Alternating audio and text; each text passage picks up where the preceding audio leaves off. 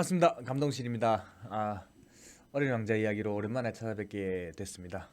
자주 올려야 되는데 제가 다른 컨텐츠하고 준비를 같이 하다 보니까 조금 늦어졌습니다. 이해해 주시고요. 이번 주부터는 짧게 해서 조금 자주 찾아뵐 수 있도록 그렇게 노력해 보도록 하겠습니다.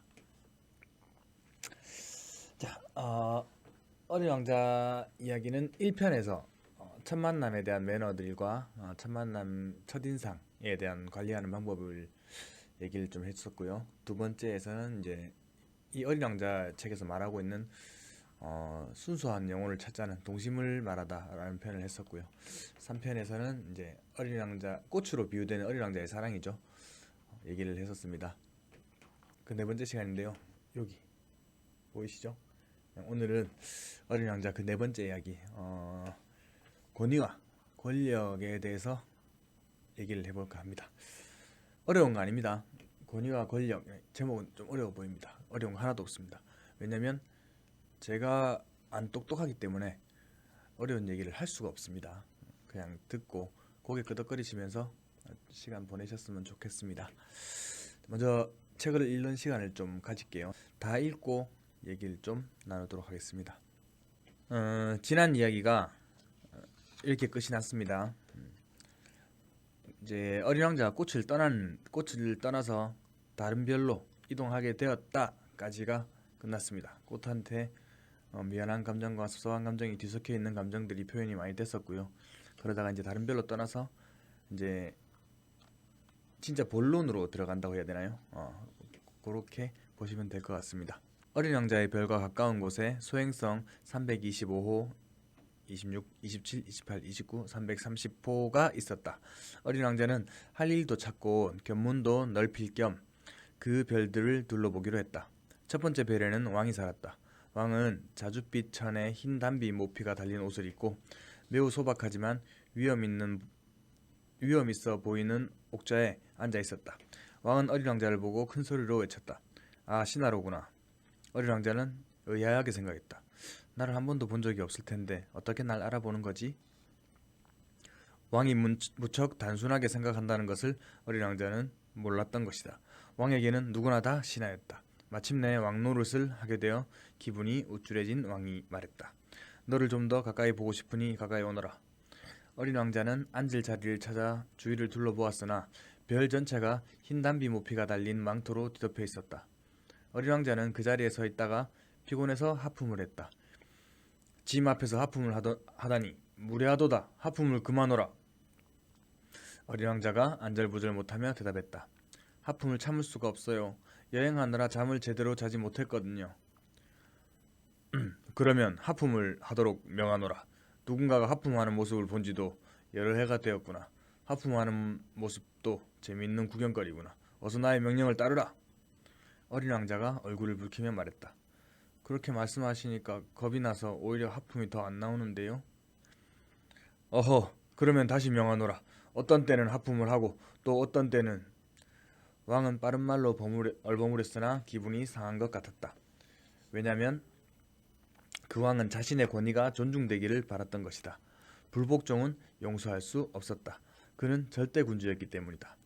하지만 왕은 매우 선한 사람이었으므로 도리에 어긋나는 명령은 내리지 않았다.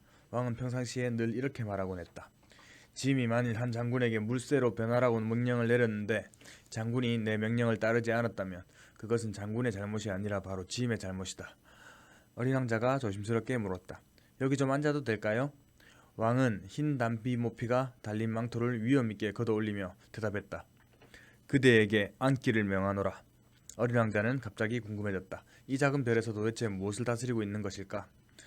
폐하, 한 가지 여쭤봐도 될까요? 어린 왕자가 묻자 왕이 재빨리 대답했다. 그대에게 질문을 허락하노라. 폐하는 무엇을 다스리고 계십니까? 왕은 아주 간단하다는 듯 대답했다. 모든 것. 모든 것이요? 왕은 근엄하게 자신의 별과 다른 별 그리고 떠돌이 별들을 가리켰다. 어린 왕자가 다시 물었다. 저 모든 별을요? 그래, 저 모든 것을 다스리노라. 왕이 대답했다. 그 왕은 절대 군주면서 온 우주를 다스리는 군주이기도 한 것이다. 그럼 저 모든 별도 폐하의 명령을 따르나요? 물론이지. 모두가 짐의 명령을 따르지. 짐은 명령을 거역하는 것을 절대 용서하지 않는다. 어린 왕자는 왕의 막강한 권력에 감탄했다.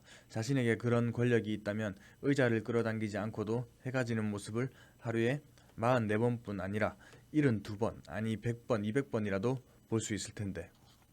그러자 문득 자신의 작은 별이 떠올라 조금 슬퍼진 어린 왕자는 왕에게 용기를 내어 부탁했다. 폐하, 해가 지는 모습이 보고 싶습니다. 부탁이에요. 해가 지도록 명령해 주세요. 만일 내가 어느 장군에게 나비처럼 이곳에서 저곳으로 날아다니라고 하거나 비극 한 편을 쓰라 하거나 물새로 변하라고 명령했는데 그 장군이 내 명령을 따르지 않는다면 그것은 그의 잘못이겠느냐 나의 잘못이겠느냐. 어린 왕자는 자신 있게 대답했다. 폐하의 잘못입니다. 그렇지, 분명히 그가 할 수 있는 것을 요구해야 하느니라. 권위는 사리에 맞았을 때 주어지는 것이다. 만일 네가 너의 백성에게 바다에 뛰어들라고 명령한다면 반란이 일어날 것이다. 내가 복종을 요구할 권리를 갖게 된 것은 내 명령이 이치에 어긋나지 않기 때문이다. 한번 질문한 것은 포기하지 않는 어린 왕자가 다시 물었다. 그러면 해가 지는 모습을 보고 싶은 저의 부탁은 어떻게 되는 거지요? 내게 해지는 것을 보여주도록 하지. 명령은 내리겠지만 조건이 갖추어질 때까지 기다려야 한다. 어린 왕자가 물었다. 그때가 언제예요? 왕이 커다란 달력을 잠시 살피더니 대답했다. 오늘 저녁 7시 40분쯤 되겠구나. 그때가 되면 내 명령을 따르는 것을 지켜보게 될 것이야. 어린 왕자는 하품을 했다. 당장 해가 지는 모습을 볼 수 없어서 아쉬웠다. 어느새 조금 따분해진 어린 왕자가 왕에게 말했다. 전 여기서 더 할 일이 없으니 그만 떠날게요. 신하를 두게 되어 기뻤던 왕이 말했다. 떠나지 마라. 떠나지 마. 내가 너를 대신으로 삼겠노라. 어떤 대신이요? 법무 대신 어떠냐? 하지만 여기서 재판받을 사람이 없잖아요. 그야 모르는 일이지. 나는 아직 왕국을 다 돌아보지 않았다. 너무 나이가 든 데다 수레를 탄 후 둘 곳도 없고 걸어다니자니 몹시 피곤하구나. 아, 전 이미 다 돌아보았습니다. 이렇게 말하며 어린 왕자는 별의 반대편을 슬쩍 둘러보았다. 저쪽에도 아무도 없는걸요? 그럼 너 자신을 심판해보아라. 몹시 어려운 일이지. 다른 사람을 심판하는 것보다 자신을 심판하는 것이 훨씬 어려운 법이니라. 너 자신을 심판할 수 있다면 넌 정말 지혜로운 사람일 것이다. 왕이 말하자 어린 왕자가 대답했다. 저 자신을 심판하는 일이라면 언제 어디서든 할 수 있어요. 꼭 여기에 살면서 할 필요는 없을 것 같아요. 이별 어딘가에 늙은 쥐 한 마리가 사는 것 같구나. 밤마다 걸릉 소리가 들리거든. 그 쥐를 심판하면 되겠구나. 때때로 쥐에게 사형을 선고하라. 그러면 그 쥐의 생명은 네 판결에 달린 셈이 되지 않겠니? 하지만 쥐를 오랫동안 심판하려면 매번 특사로 형을 감해 주어야 한다. 한 마리밖에 없으니 말이다. 저는 사형 선고는 내리고 싶지 않아요. 이제 그만 떠나야겠어요. 떠나지 마라. 어린 왕자는 이미 떠날 준비를 마쳤지만 늙은 왕의 마음을 아프게 하고 싶지 않았다. 폐하의 말을 따르게 하고 싶으시다면 제게 이치에 맞는 명령을 내려주세요. 1분 안에 떠나라는 명령 같은 건 말이에요. 이제 그때가 된 것 같아요. 왕이 아무 대답도 하지 않자 어린 왕자는 잠시 머뭇거리다가 크게 한숨을 쉬고는 길을 나섰다. 왕이 황급히 외쳤다. 너를 대사로 임명하노라. 왕은 위험에 가득 찬 표정을 짓고 있었다. 어린 왕자는 여행을 떠나면서 마음속으로 생각했다. 어른들은 참 이상해. 네, 오늘은 여기까지 할 겁니다.